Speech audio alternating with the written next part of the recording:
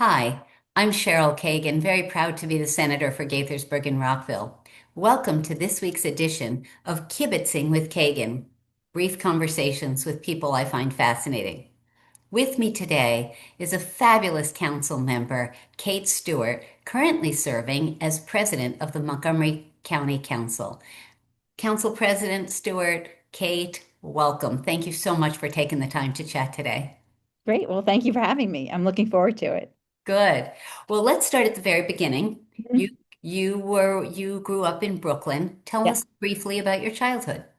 terrific. So I grew up in Brooklyn, New York in the 1970s and early 80s. I kind of moved around a great deal when I was growing up. My parents unfortunately divorced when I was young. I'm the oldest of three kids, and my mom went back and forth between being a school teacher and working in retail. And as a single mom, that meant we moved around a lot. We rented different places in Brooklyn, New York, and we also lived with my grandparents for a time, and that's very important to me, being close to family, intergenerational households. My grandfather was a New York City police detective, and so grew up in a household of public servants and really learned a lot from them. Well, first off, yay for oldest of three. So am Yeah. I. Tell us about the idea that you had these role models as public servants. What inspired your commitment to civic engagement, public service, and ultimately running for office? And we'll get to Tacoma Park in a moment. Great. Growing up in Brooklyn with my mom as a public school teacher, my grandfather as a police officer, I really saw what they gave back to the community, especially with my mom. There were always young people in our house when we were growing up. She spent so much time at each of the schools that she worked at, really helping students who were struggling or had difficult family situations. And so I learned a great deal from her. Nice. So you got your master's at University of Maryland, Yes, and chirp. yay, and got settled into Tacoma Park in 1995. You were on the city council for like 5 minutes, and then Yes. the residents elected you as their mayor, where you served from 2015 to 2022. Uh, Tacoma Park has a reputation of being far off, lefty, crazy, and stuff. Talk about the reputation versus the reality of Tacoma Park for you. Yeah. So I've lived in Tacoma Park now for a number of decades, raised my two kids there, and it does have a reputation. But once you get there, you see that it is an incredibly diverse place, Tacoma Park. And one of the things that I love living there is that it is really a microcosm of Montgomery County. Honestly, a third of our residents were born outside the United States, just like in Montgomery County. We have people who, are from Ethiopia, El Salvador, all over the world. We have a number of folks who actually, years ago in the 70s and 80s, first came to the United States from Latin America because we were one of the first sanctuary cities in Mhm. the United States, Mhm. and they were fleeing civil war there. And so when we see what's happening now in our country, there are so many people who chose specifically to be in Tacoma Park, to be in Montgomery County, Yes. because of us being a welcoming and inclusive community. So I don't want to go way down this rabbit hole because Yeah. I've got a million questions I'm going to Yeah. get to on this. But Sanctuary City used to be a positive, safe, welcoming, protective place, and now that's seen as a negative and dangerous, according to Donald Trump and crew. Talk about what that is. Define it how you see it. Yeah, so I think, well, one of the things is that, there are a lot of different jurisdictions that refer to themselves as sanctuary city, but there's not one definition of what that means. There's not like one, you and I are elected officials. We're always dealing with policy. Definition of things is very important, but there is not one definition of a sanctuary city. For Tacoma Park, as I mentioned before, because we have such a diverse population, it has always meant that we were working towards ensuring we were an inclusive and welcoming place. And that meant that we had our departments in our city and our police department, treated people and provided for their needs without asking about their immigration status Yes. is key because that builds trust. It builds trust Hmm. between individuals, their local government, and their police department. And I see that now more than ever as people are afraid and scared of what's happening. Yes. The local government, we're still here to support people. Yes. Do you speak any languages other than English? I know, and actually, somebody I actually just asked me this question. So this weekend, two things happened. Like we had the jazz festival and we also had the Takoma Park Folk Festival. And somebody asked me, Always fun. if I played an instrument. And I said, the two biggest regrets in my life, honestly, is that I never really learned how to play an instrument and I never became fluent in another language, particularly Spanish. Right. And I really wish I was. It's never too late. You I could do know. both. You could do both. Actually, what I In do, all your free time. yes. Well, we spend a lot of time, and I hate to say it, in our cars because we're going around, I know, in a lot of different places. But I do listen. There's was one Spanish teacher I found who does these short stories, children's stories in Spanish, and I listen to those. And they're terrific. She writes them, and it really helps me to with pronunciation Love and it. to listen to it. So I'm trying. I don't know Okay, if I'll ever get there, but that's great. So before we shift from Tacoma Park, yeah. what was your proudest accomplishment in your years as mayor and on the council? Oh gosh. I think two things, if I can. One was we really did a lot of work in our police department to kind of change a culture that was there. And our new police, or well, he's not new, but the police chief that we brought on board when I was mayor, he's just terrific. And it's really about a police department that looks at the history of policing in our country, thinks about how to really work with the community. And I'm very proud of that work. The other thing is our housing work. When I was mayor in Tacoma Park, we created our own affordable housing fund that then we created a down payment assistance program in the city. And while I was mayor, we helped over 12 people, to a dozen of families move from renting to home ownership Nice. and stay in the community. I mean, that's the important piece because their kids could stay in the school, Sure. they could stay right there. They didn't have to move to another state, another county. And so seeing those families now still there is really a proud moment for me. That's And fantastic. and the investment we made, we're opening the new library in Tacoma Park on September 15th, and that is something I worked on really hard. And you know what it's like when you work on a project for years and you start something, and it's not always that you get to be an elected official and see that come to fruition. So I'm really True. looking forward to that ribbon cutting. That's awesome. One of the other things that makes Tacoma Park stand out is you guys, for many, many years, have voted through RCV, ranked choice voting, which Yes. is something that I've supported and tried at the state level. Why don't you explain in plain English for somebody who doesn't know what ranked choice voting is, why we both think it's such a great way of casting a ballot? Oh, great. Yeah. So basically, it's just like, I like to describe it to people as, if your family's going to the movies or out to dinner, and you're not, there's many choices you could have, and not everyone's going to get their first choice, but they could get their second choice or even Hmm. their third choice. And Hmm. really thinking about not making it an all or nothing kind of. Hmm. Right.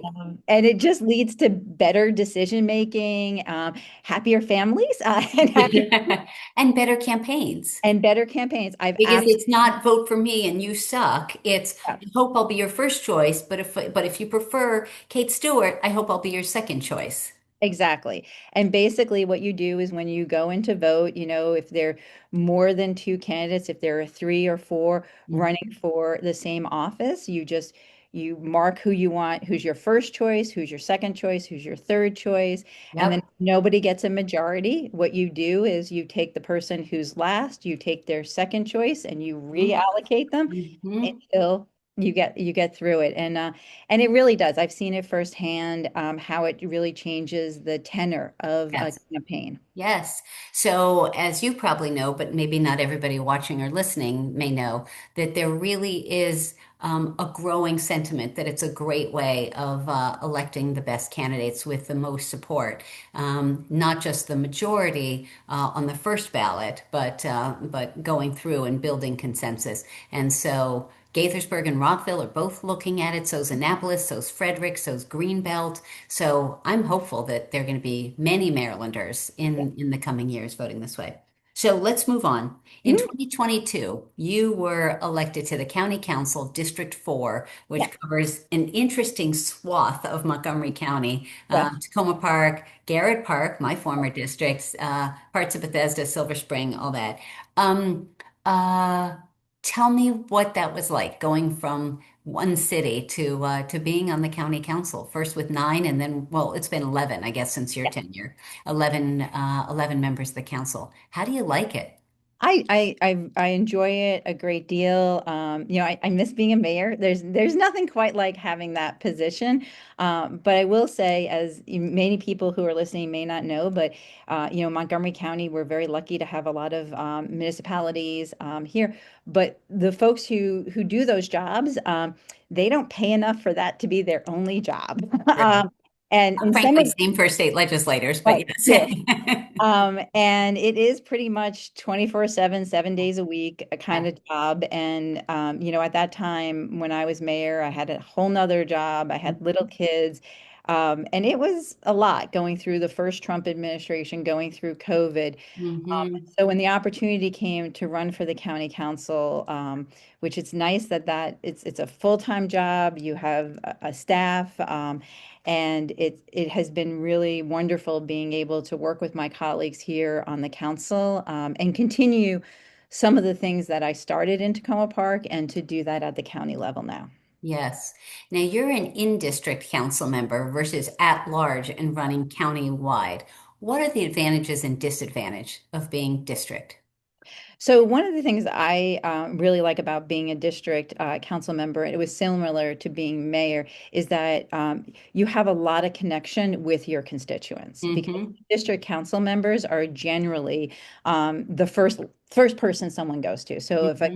if a constituent has an issue, has something they're trying to resolve, or looking for resources, our office is the first one usually they'll connect with. And so that I think that I enjoy that because that's where I learn about what's happening on the ground, working day in and day out with our constituents. And so I think on the downside is you get a lot of constituent emails. Yes, no kidding. Which we love, but sometimes, It's a lot. fortunately, given right now what's happening in the world, there's, a great deal of need. And we have great partners like yourself at the state level in Annapolis. We rely on you.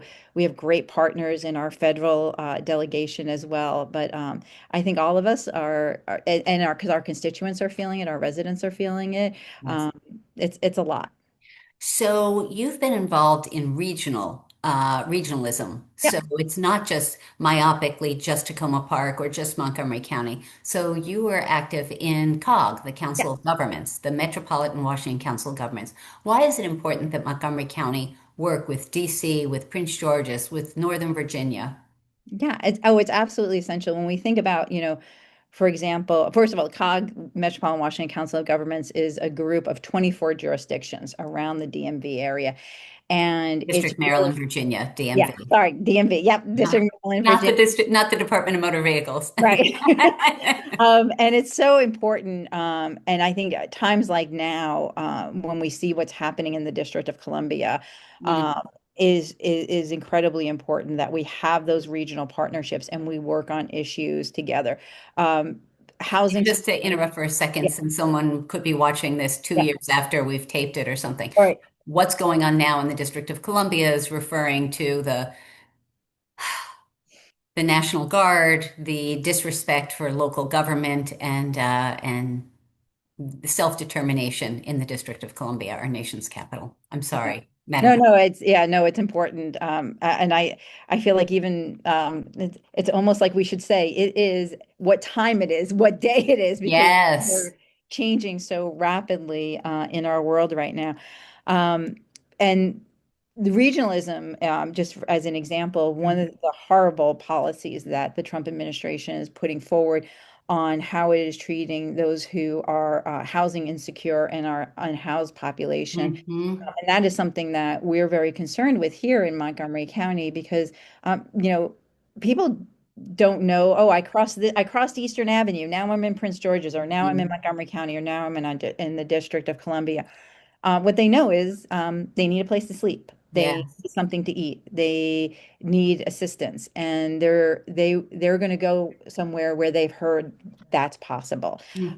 And so, here in Montgomery County, we provide terrific resources, and we want to do that because we want people to get what they need, be treated with respect and dignity. And so we have a reputation for that. And Yes. it also means we also have folks who come to us from different parts of the region. Uh, Yes. but we can't do everything on our own. And Yes. so having the partnership with the District of Columbia, with Prince George's, with Northern Virginia to say, hey, we might have some of your folks. And Yes. we connect them back to maybe some of the resources or families, so that we're not straining our resources here. Yes. And you're on the Transportation Committee as the senator whose district goes up the red line. I got to say, Metro also. Oh, Such absolutely. a vitally important regional challenge, how to fund it and how to keep it secure and safe and clean and all that. And so that's another issue. Uh, you are still in your first term, Yes. and you were elected to be vice president, and now you are serving as president. Uh, how? I mean, that's so extraordinary. In a body of ambitious, smart, hardworking folks. Congratulations. Uh, Thank you. Talk about that journey and how much extra work is it for you Sure. and your So, family? I was very honored when my colleagues elected me to be vice president when Councilmember Friedson was president, and now to be president of the council.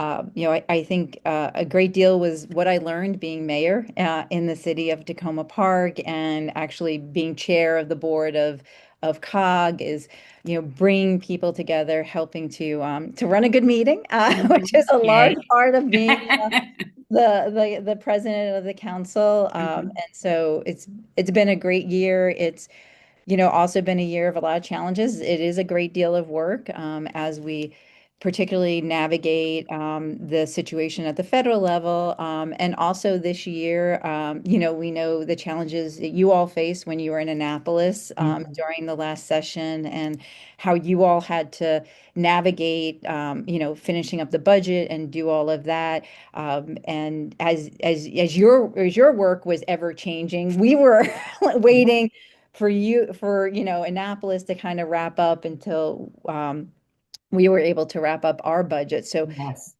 being flexible and having the timing right, and getting all that, I think we did it very well this spring, and with a lot of partnership and collaboration. But that this spring was really busy. Sure. So you are chair of the Government Operations and Fiscal Policy Mhm. Committee, which, in addition to president of the council, just seems pretty heavy duty, especially in these times. The impact of Donald Trump's, I'm going to say, hateful and cruel policies, and only one of them is what I'm going to mention right now, but the disrespect for our federal employees, our dedicated scientists and environmental researchers and people who have worked for decades for the public good. As of July, there were an estimated 4,000 jobs lost. They're talking of tens of thousands later in the year, which is a little bit unfathomable. That has a huge fiscal impact, financial impact on Montgomery County and in the state of Maryland. Why don't you talk briefly about that? Sure, absolutely. And that's one of the things when we were doing the budget back in the spring. we had to think about very carefully because we needed, we have such a great need in our school system, needing to fund them. And we need to make sure, as we were talking about before, this safety net with our services for the unhoused, food insecure, making sure that we have rental assistance for folks, and those programs were in place, and making sure we had healthy reserves so that Hmm. we can weather this storm moving forward. Hmm. Looking at all those pieces and also knowing that our residents were also under a great deal of stress Yeah. financially because they've Yeah. lost jobs or they thought they were about to lose their jobs. So we really had to balance a lot of those issues, and I think we did it really well. By ending up with a budget that did not raise taxes on our residents, either income or property taxes, and did leave us with healthy reserves. But as we look at this fall, one of the things that we're going to really begin to see the impacts of this come starting in October and December, because that's when we're going to see a lot of the folks who work for the federal workforce. They were getting paid through October or Yeah. December. Yes. So, we're going to understand. Just to be clear, these are people who are being laid off, but Yeah. giving an extended pay period, basically. Yes. Yeah. And so what we'll start to see probably the end of this year, the beginning of next year, is really the repercussions and the impact of Yes. that. Yes. Um, how has it been as council president working with this county executive, Mark Elrich? How much collaboration, cooperation, or communication is there? Yeah. So I've known Go ahead. Here we go. I'm going to be uh, curious with this answer. I've known our county executive for many years. He has been an institution in our local county, whether he was on the city council in Takoma Park, on a member of the county council, and now as county executive. And I think, as we're navigating these times, obviously as elected officials, sometimes you agree on things and sometimes you don't. I think the most important thing as we're looking at how we make sure Montgomery County stays strong, it continues to be an inclusive and welcoming community, that we're all agreeing on those goals and working in that direction. And that's the most important thing. So, Okay, I'm going to call you on a bit of ducking the question, but I'm okay. I'm going to let you off because, anyway, because his term is going to end yes. next year. Mhm. Three of your county council candidates, for the moment, three, are seeking to succeed him. So, Will Jawando, Andrew Friedsom, and Evan Glass are all talented leaders with strong opinions and a strong record of accomplishment. What is it like trying to manage? Because they want to grandstand and speak a lot and get attention and stuff. Have you set ground rules onto like, okay, guys, stop talking, calm down, no speechifying? How are you managing that? So I think, so far so well. I think we've been doing a pretty good job. I think again, all of us know the work that has to get done, and we don't all agree on every policy decision on Sure. anything, but we do agree on this. We got to get the work done. Like when Okay. we were doing the budget, when we're debating a policy, a zoning text amendment that changes our land use, or Hmm. or a bill, at the end of the day, everybody knows we got to take this vote. We got Yes. to do this. And so I do appreciate my colleagues, even if at times folks need to take their time and say a Yep. little speech. That's part of the job too. I will say that as I'm setting the agenda, I might allow for a little extra time here and there, knowing that there's going to That's be funny. uh, more discussion than Yeah. maybe a year ago. I appreciate that everybody, understands that, we all have a job to do, and we're Sure. all working for the people of Montgomery County. Sure. Have you endorsed or might you endorse for county executive?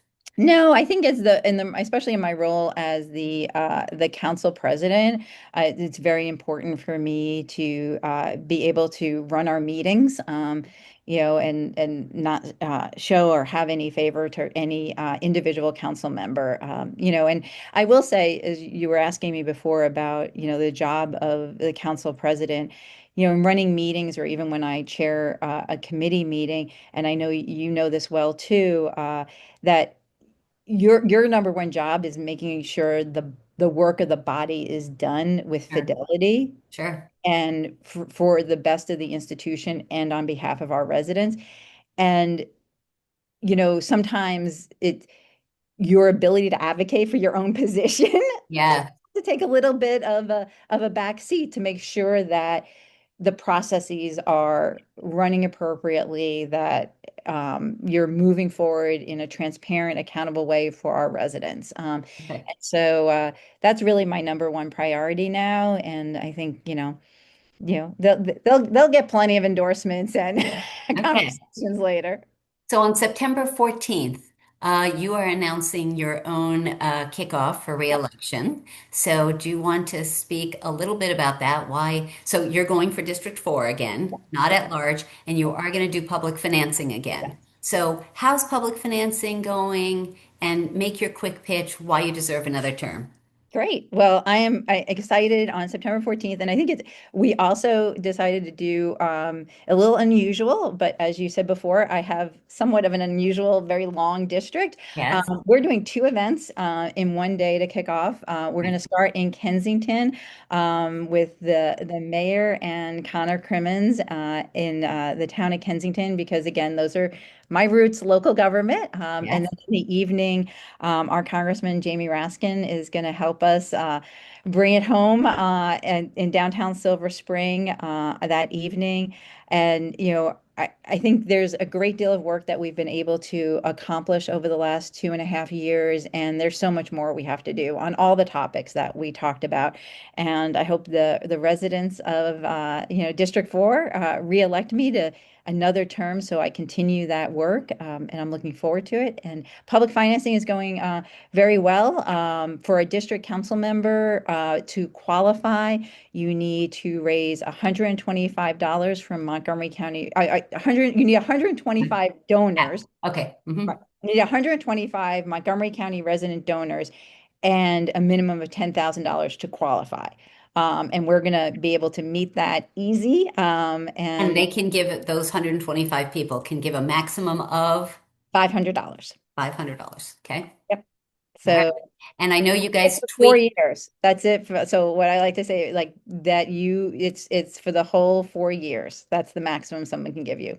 So if someone gives you $50 and they're a Montgomery County resident, they don't have to live in your district. What does that $50 turn into for you? Oh God, Charlie, you didn't make me do Oh, is that, that man. okay? It's crazy. It's like, It is no, because I should know it like this. yes. All right. Well, to anyone watching or listening, it It does multiplies multiply. a lot. It multiplies a great deal. I should have that Yes. up. Yeah, but You it's will by the 14th. yeah. It is very, very helpful Yes. to any of the candidates that are doing public financing. And I think, this was really put in place to be supportive of folks who are running for the first time, may not come from, having their own personal wealth. It is great. So I can tell you $25 becomes $150. There we go. Times six. $50 becomes $300. Times six. That's what I was going to say is times Yep. six. And Okay. 150 becomes $650. So it's really It's a significant. lot. Make a big difference. Yes. So what difference does my few dollars make? The answer is with public financing, it makes a lot of a difference. My staff came up with this question and I like it. What was a moment when that wasn't necessarily in the press where you said, this is why I do the work. This is why it's satisfying. This is the difference I can make. Mm, gosh. I think it's probably, we just recently opened the physical home of the Montgomery County Pride Center here Yes. in Montgomery County. It's been a long time coming. We actually don't have a physical space. And when I first got elected, really worked hard to get dedicated funding for LGBTQIA plus issues here in the county. And I think probably some of the most meaningful, and when I reflect on this is why I do this work, is the parents and the individuals themselves who come to me and say, like, I moved here. I came to Montgomery County because of what was happening in the world. And I knew here was a place that was working on these issues, was welcoming, was inclusive, and would see me. And so that is really important. And lots of times those folks who feel that way don't want to be saying it out in the world, particularly right now. But those are the little text messages or emails I might get, or even seeing somebody at an event. And that just, I think it's just having parents, especially having two queer children, and having parents come up to me and just be like, I never thought I could find a place where I knew my child could grow up. Yes. Um, and I think that's really important. And that's what we Safe, all want. safe, supported, seen, loved. Yep. Yes.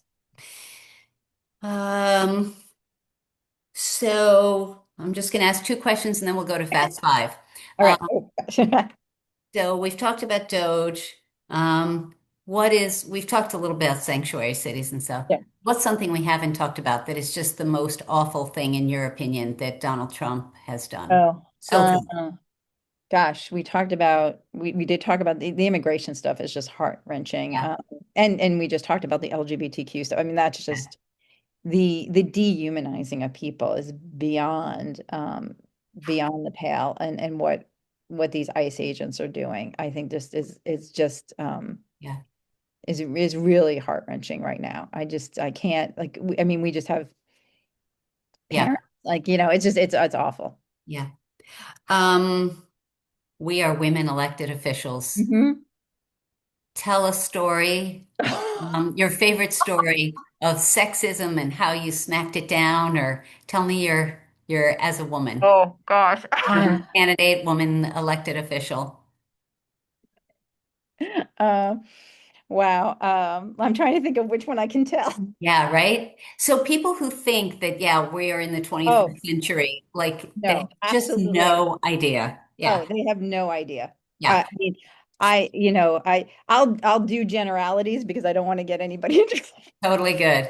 like one of those things, like, Cheryl, you and I have to get together like years from now and we'll like look back. Actually, like Delegate Charkoudian and I always say, like, we're gonna write this book when we're little old lady sitting on the porch and be like, this is what really went down. Yes, yes. But no, I mean, like, it's rampant. It's like people ascribing an idea you have to a male colleague, or someone else. Mm-hmm. Um, you know, uh, being told somebody else is going to speak at an event, even though you are the council president or the district council member, and they're not even another elected official, Mm, and you've worked really hard on something. Yeah, I mean, it's really it's incredible. Just and sometimes it's just also the way people talk to you, yes. and you're like, you would never how they describe you. Mm. Say Uh, more. the trolls are out there, like Yeah. what I look like, what I wore, like, Mhm. you Mm. know. Yeah. That was, I think when I first got elected, there was one of my trolls kept putting pictures of like Bugs Bunny in different outfits next to pictures of me. Like, I don't know how much time this person actually spent Oh digging my up God. these pictures so that, like, if I was wearing red pants or like blue pants and a red top, they would find a picture of Bugs Bunny in like a similar kind of outfit, or put like Wow. compare us. And I was like, wow, that takes a lot of time. That's incredible. Yeah. So, and I'm sure it happens to you all the time. Council member X, council member Y, and Kate. Oh, that drives me. That I think is not okay. It is not. And I Oh, can tell you right now how yep. many times people will refer to me, right? And it is in the context of other male colleagues Yes, yes, will be referred to by their titles and everything, and they will get to me, and someone will refer to me as Kate. yes. And Happens all the it's time. not the I'm so important, I need the fancy title. It's an equity thing. It's Yeah. obvious of just the respect and, yeah. No, Anyway, actually, I forgot that one. That happens to me all the time. all the time it makes me a little nuts. And I was like, yeah, that's Senator to you, Yes. or Madam President for you, or whatever. All right. Council member, Madam President, Kate Stewart, it is time for your Fast Five. Okay. Five quick questions, five quick answers. And we're going to start with a fun one. Okay. Question number one. What was your favorite TV show growing up? Little House on the Prairie. Okay. Michael London. Man, I had a crush on him as a little one. Yeah. Um, question two. Who is your shero or hero? Someone who inspires you? Probably my mother-in-law. Say more. She's just a wonderful person. I've just always like, she was actually the alder person for Amherst, Massachusetts, the first woman to the alder person's basically like, kind of like the mayor there in Amherst, Uh-huh. Massachusetts. And ever since I met my husband in college, she's just always been a huge champion for me and pushing me and also supporting me, watching my kids, now watching my dog. I love Just it. always being somebody who's just been a huge cheerleader, but will also tell me the truth on things. Nice. That's great. She sounds terrific. Question number three. If you Mhm. could travel anywhere in the world and neither money nor time were an object, where would you want to go? I think I would really want to go probably back to Taiwan. I got to spend a week in Taipei and I loved it, but almost anywhere in Asia. I just loved Taiwan and would love to go back and really spend time there. I'm going soon. We need to talk. Okay. Yes. Oh, I have a book for you. Yes, we need to talk. Okay. All Yeah. right. Question number four. If there's a young woman thinking about running for office someday, what advice would you give her? I would say, think about it, but really it is one of the most rewarding jobs you'll ever have. And make sure you surround yourself with people who you love and trust and will, no matter how angry it gets you, will tell you the truth and love you anyway. And just be there for you. Nice. I like that. Question number five. Council President Kate Stewart, what is your hidden secret superpower? What's a skill or talent you have, something you're really good at that most folks can't do? Oh gosh. That's a really hard question, Cheryl. My um what is my hidden talent that most folks can't do? I think some of it is like remembering little things about folks. Like I might not remember people's names, but I there are like conversations and places that I will like remember those like little things. And that or a time we were like together and like the way my brain works. And so I may forget your name or Right, get it wrong. right. Know that there is usually something that I can, remember about a time we had an interaction or something. Nice, nice. That's cool. That's helpful. Yeah. Um, Council President Kate Stewart, thank you for your years and years of leadership and dedication to Montgomery County and for all that you do. It's been such a joy to Yeah. kibitz with you today. This has been great. Thank you, Senator. I've really enjoyed it. Thank you for having me. Absolutely. I look forward to seeing you again soon. Take Yep. care. Thanks.